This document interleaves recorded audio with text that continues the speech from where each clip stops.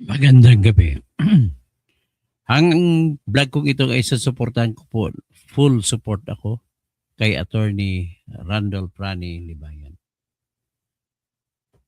Ito po yung may kinalaman sa pagsampa sa kanya ng multi-counts ng libel cases na sinampa ng Bingo Plus laban sa kanya.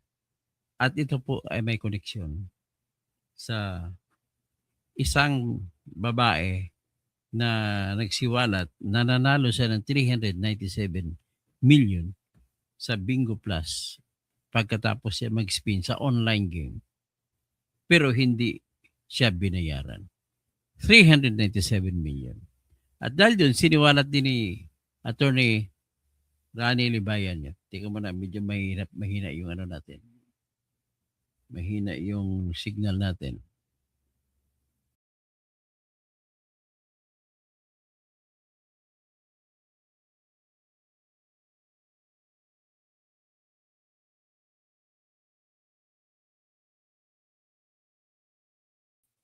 Tingnan natin siguro, mas maganda na siguro signal natin ngayon.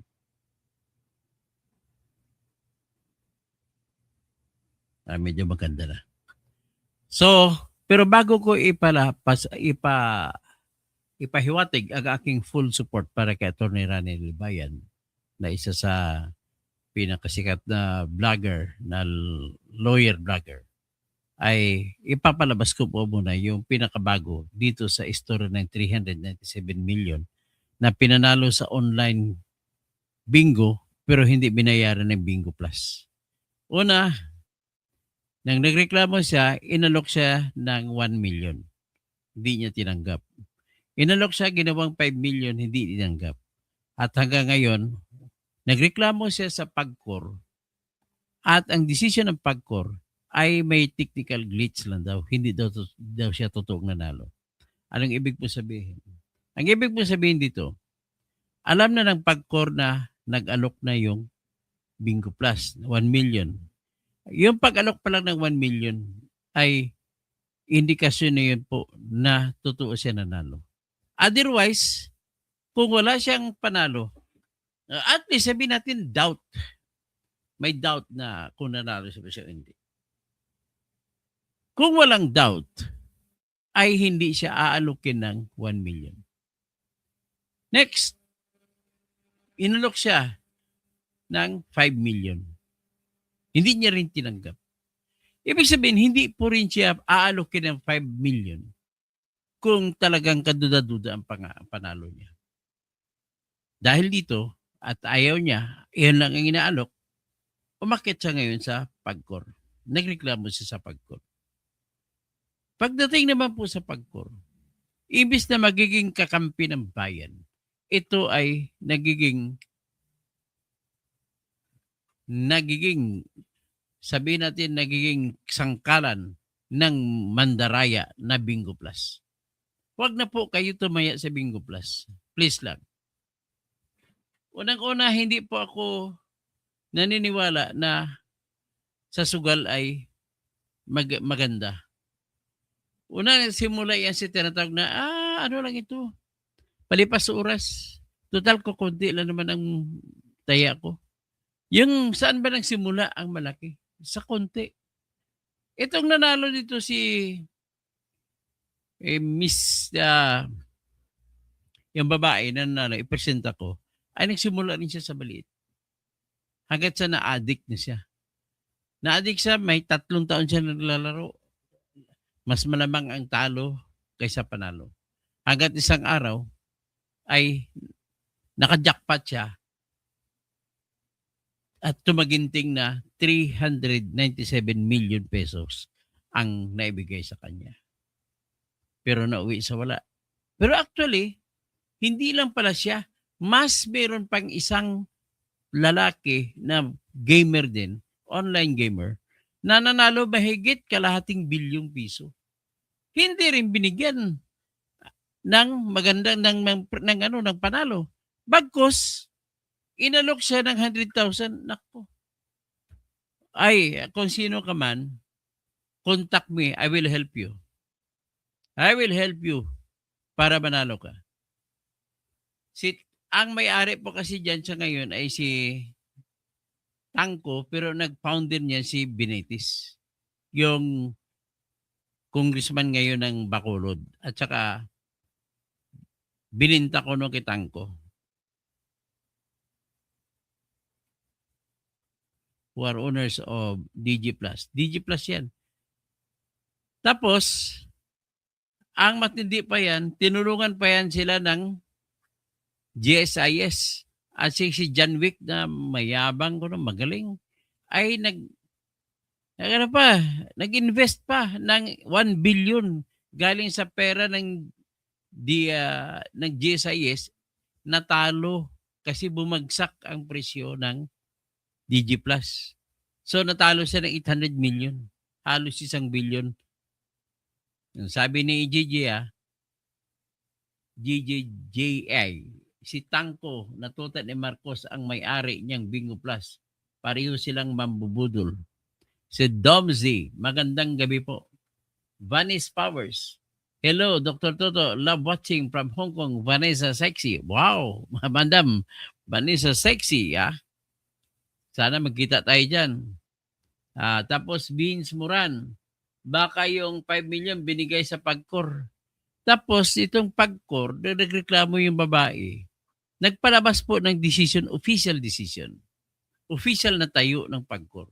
At nag-decision sila na hindi raw nanalo ang babae kasi technical glitch. Mr. Altingco, magkano binigay sa iyo ng Bingo Plus? Mr. Altingco, ikaw yung boss sa Pagcor. Bakit mo hinayaan na ganun? Sa simple, kahit sinong abogado, pag nag-alok po yung kalaban, ibig sabihin po, indikasyon na inaamin niya na totoo ka. Bogs Adam, puro lang promotion na sugal, tapos scam pala. Dami pa namang nagpapapromote niyan sa mga artista. Hoy, hindi ko ipopromote yan kahit lumapit pa sa akin ng Bingo Plus. Hindi ko ipopromote yan. At birahin ko, pakisabi, Bogs, kung sino bang mga artista nagpapromote ng Bingo Plus? Tingnan ko nga dito.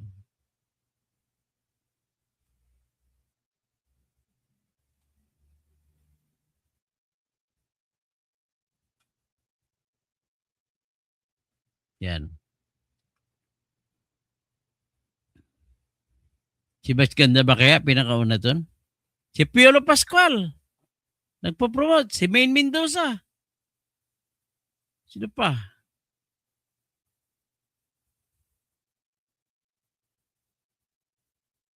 Si Kim Chu. Si Bas Ganda. Si Angeline Quinto. Impoy Marquez. RC Munoz. Bixon. Bella Padilla. Sam Concepcion. Kim Molina. International guests. Stephen Speaks. Victoria Helbig. Nako, kayo ang mga nakipagkutsaba para dito manloko sila. O yung ownership structure.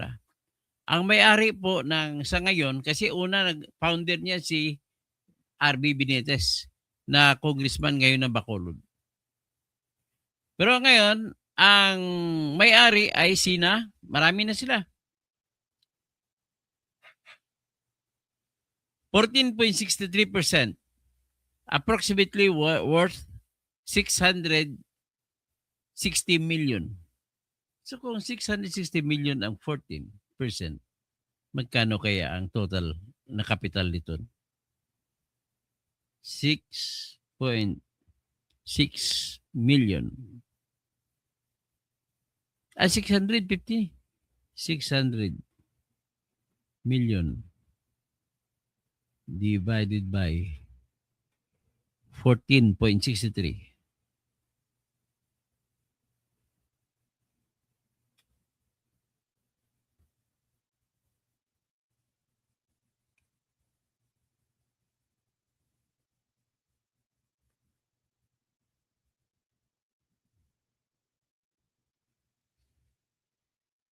Mali.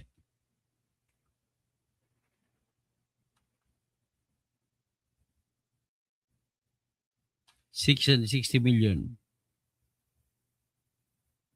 divided by 0.143 equals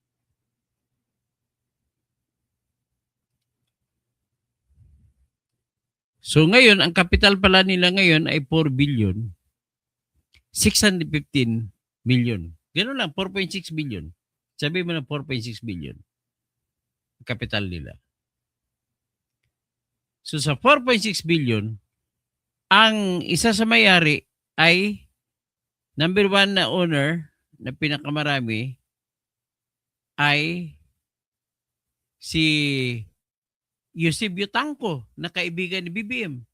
Number 2, si Judy Andrew Lewin, 7.429%. Number 3, si Belvedere Skies Asset Holdings, OPC. Number 4, si Clear Spring Holdings Corporation, 7.33%. Number 5, si Colonial Group Holdings Corporation, 7.318. Number 6, si Globalist Technology Corporation Limited, 5.3388%. At number 7, 1, 2, 3, 2, 4.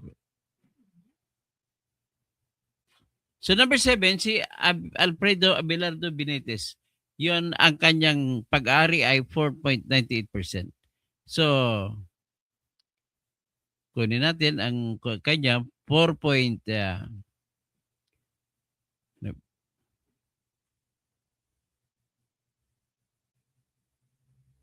Sana competition ko kanina.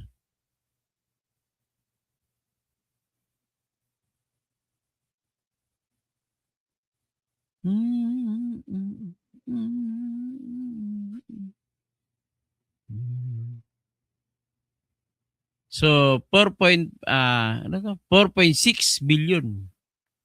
4.6 billion times 0.04 0.0462 equals. So dito, may capital ba si Albi Benitez dito na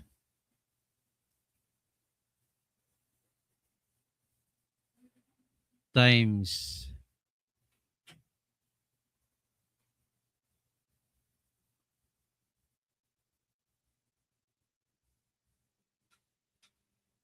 1 billion.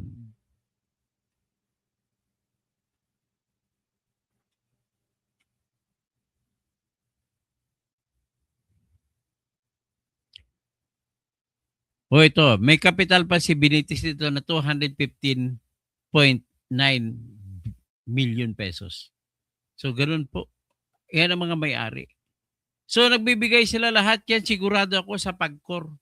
Para ang gagawin ng PAGCOR na tulong, lalaki ang kikitain nila kung ideklara ng PAGCOR na hindi nanalo yung mga nananalo.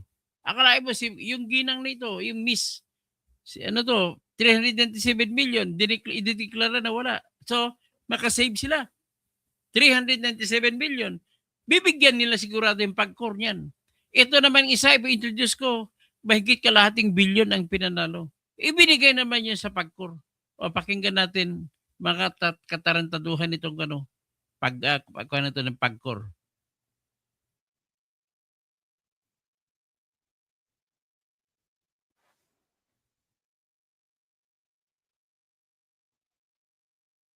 Ay, hindi pa pala. Dali lang. Ano natin? I-share. Yan, tumataginting. Makikita niyo dyan, hindi lang siya nanalo. Marami pa palang iba. Higit 2 buwan na lamang, mag-iisang taon na mula nang manalo di umano ng tumataginting na 397 million pesos ang online casino player na si Rosita. Marso kasi noong 2025, tumama di umano siya sa ultimate jackpot sa lucky spin ng isang online casino gaming app. Pero nagpalit na ng taon, hindi pa rin niya di umano nakukuha ang naturang panalo.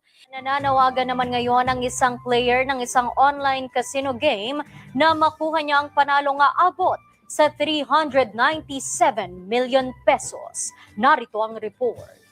December 29, 2025, inilabas ng RNG Luzon ang kanyang istorya, kabilang ng mga ginawa niyang hakbang kagaya ng pakikipagpulong sa mga kawani ng naturang online casino app at maging PAGCOR.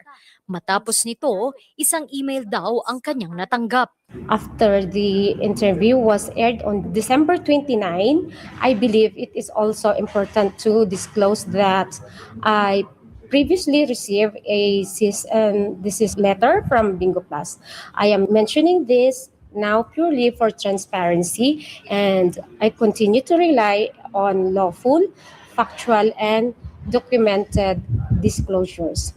I would also like to take this opportunity to thank PAGCOR for meeting with us and for giving us the chance to present our concerns. Our request remains simple: to ensure clarity, fairness, and public trust in the system. Nakatanggap din ng news team ng parehong mensahe. Muli nilang iginiit na hindi nanalo si Rosita. Ito rin daw ang desisyong inilabas ng PAGCOR. Ganun pa man, patuloy ang panawagan ng ginang. I believe that truth doesn't need to hide.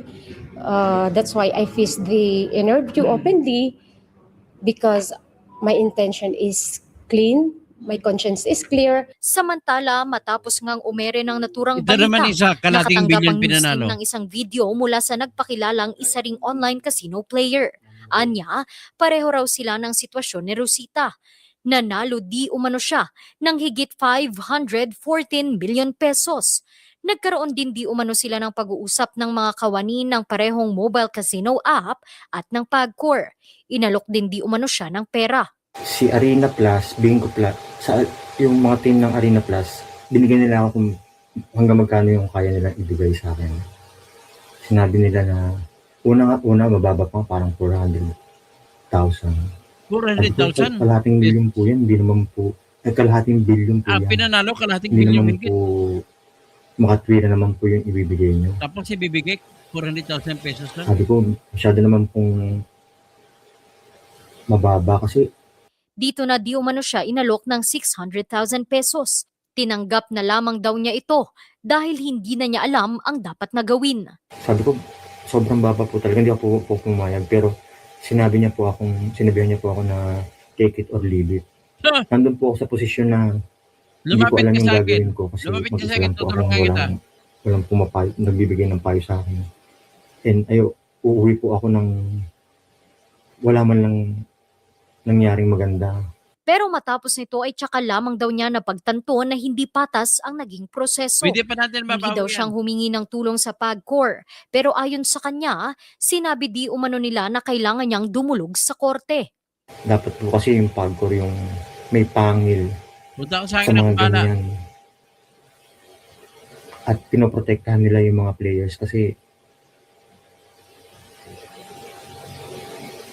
sila na lang yung tanging magiging hustisya namin pagka kami yung nasa tama. Ayon sa dalawa, dapat ay malinaw ang mga rules ng bawat laro sa naturang online casino app. Yung screenshot ng ruleta na dapat nasundin, hindi yung game record.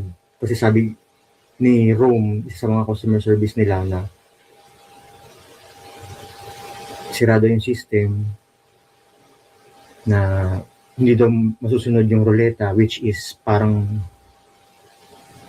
sobrang common sense naman po kasi yung ruleta yung unang-una makikita ng tao kung mananalo siya or hindi. So Oo kung hindi naman. masusunod yung ruleta, para saan pa yung nakikita ng tao na yun? Bilang isang online casino player, mataas po dapat ang Rosita antas Dizon ng Esteban. transparency. Digital po ang platform, walang physical na bola o actual na ruleta na nakikita. Napakahalaga po na malinaw kung alin ang visual lamang at alin ang tunay na basihan ng resulta. Muli naman kaming nagpadala ng email sa PAGCOR at online casino app pero hindi pa sila sumasagot sa amin. Bukas pa rin naman ang news team sakaling nais na nilang magbigay ng komento o pahayag. Randy Guzman, RNJ News. So, yan ang balita dyan, no? Ngayon, ipresenta ko itong kaso niya, no? Tutulungan ko si attorney. Pakinggan natin po yung kaso na sinampa laban kay attorney Libayan. Nakakalungkot. Kung sino pa yung tumutulong sa bayan, siya pang nakasuhan. Nakakalungkot. Mr. Congressman Albi Benitez, ano ba ito?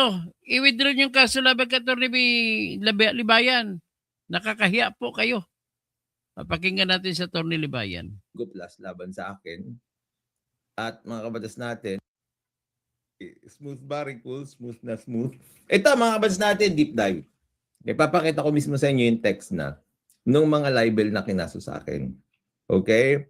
So, umpisa, ito kasi yung ito yung affidavit complaint nila ng Bingo Plus laban sa akin. At mga kabatas natin, ipapakita ko sa inyo ha. Ito. Yan. Pag makikita nyo dito sa page 90 na to, okay, page 90, 147.4, blah, blah, blah, blah. Si Mr. Ahan Misi dito, mga kabatas natin, nagkaroon ng retraction doon sa sinabi niya na scam yung Bingo Plus. Okay. Ngayon, number 148, sinabi nila dito, a basic and elementary reading of the foregoing absolute and complete retraction of Mr. Ahan Misi will clearly reveal that the 4 videos published by the respondent has no more leg to stand. Pero, ang topic ko naman yung video ni Ahan Misi. Pero, Ikaw muna, mali na ang grammar dito. Sabi niya, a basic and elementary reading of the foregoing absolute and complete retraction of Mr. Ahan Misi will clearly reveal that the 4 videos published by the respondent, isa lang respondent, siya attorney Libayan lang has no more leg to stand. Has no more leg to stand on. Stand on, may on pa. Anong klase ito? Basahin natin pansamantalahin natin basahin to. First, second, and third, and fourth libel statement under December 15, 2025 video. Hanapin nga natin ito. First libel, patuloy niya also the online, hindi ko mabasa. Sige, pagpakinggan na natin sa attorney Libayan. sige. Pagbigyan natin dyan, no? Has no more leg to stand daw. Pero,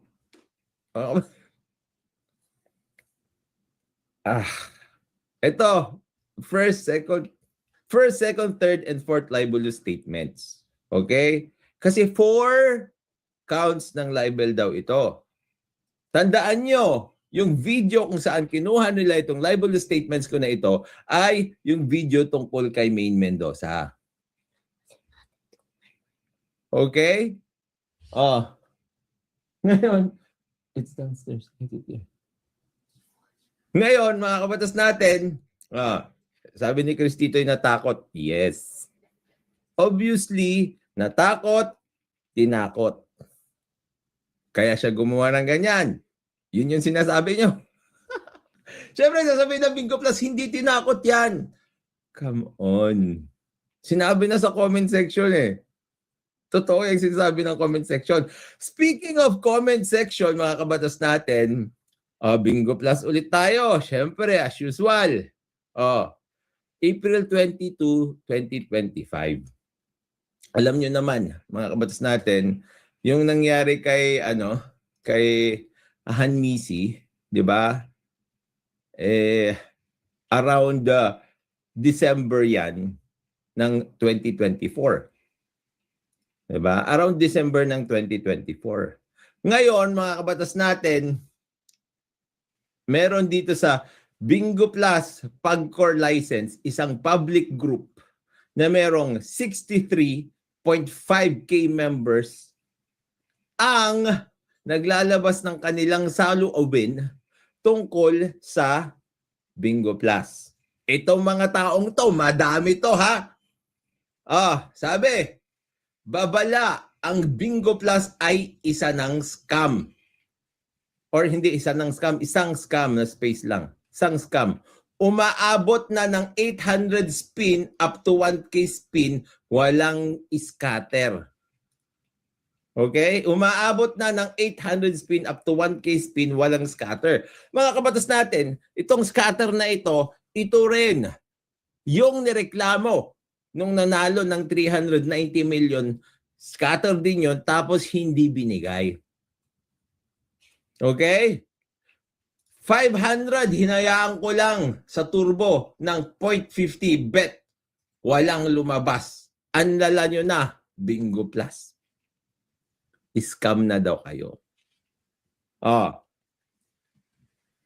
Sabi ni Melba, self-employed. Hindi to mga tunay na biktima ng mga Bingo Plus ito.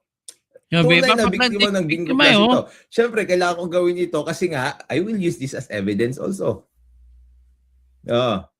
Tingnan nyo, this is legit. This is live. This is from Facebook. O, i-refresh ko para huwag nyo sabihin na Ayan, ni-refresh ko na. Yung pa rin ang lumabas. Iba na dapat yung Bingo Plus kasi numero Dapat. 1 kawatan. Kabatan numero 1. Puro cash in lang alam, mga mandurugas. Darating din ang karma sa bawat isa sa inyo. Kaya hakot pera pa more. Albi Benitez, resign ka na.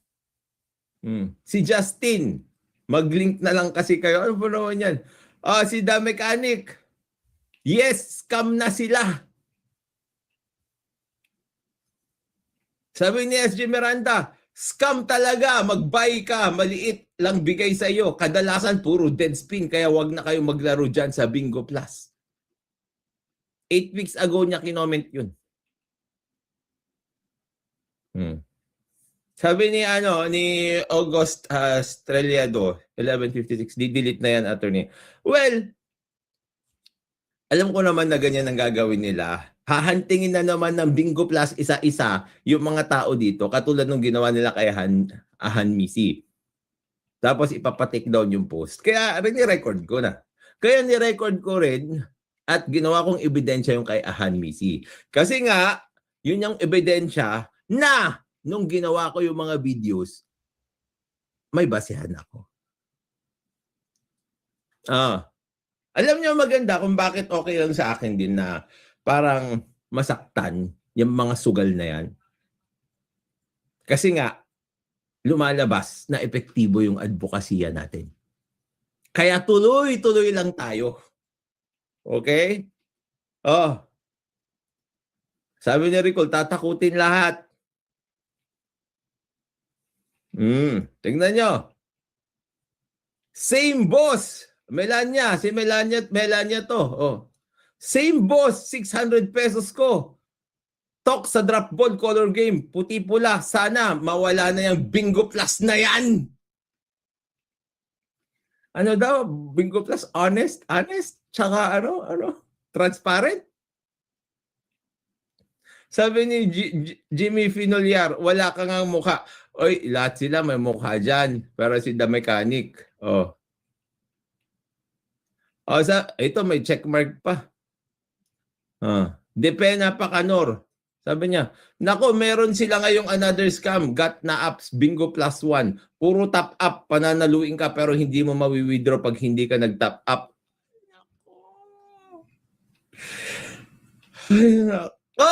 Scam!